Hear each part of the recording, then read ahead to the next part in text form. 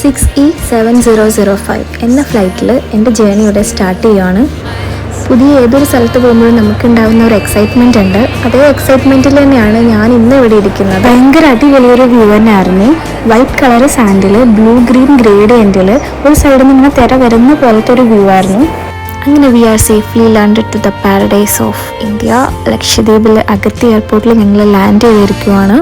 ഇതുപോലെ boarding പാസ്സൊക്കെ seal ചെയ്തിട്ട് വേണം നമ്മൾ പുറത്തിറങ്ങാൻ വേണ്ടിയിട്ട്. പുറത്തിറങ്ങിയപ്പോൾ തന്നെ ഭയങ്കര അടിപൊളി ബീച്ചായിരുന്നു ഞങ്ങൾക്ക് ഫ്രണ്ടിലുണ്ടായിരുന്നത്. അപ്പോൾ അതെല്ലാം കുറച്ച് എൻജോയ് ചെയ്തിട്ട് നമ്മൾ വണ്ടിയിൽ കയറി നമ്മൾ സ്റ്റേ ചെയ്യുന്ന സ്ഥലത്തൊക്കെ പോയി ജസ്റ്റ് ഒന്ന് റിലാക്സ് ചെയ്തിട്ടാണ് പിന്നെ നമ്മൾ പുറത്തിറങ്ങിയത്.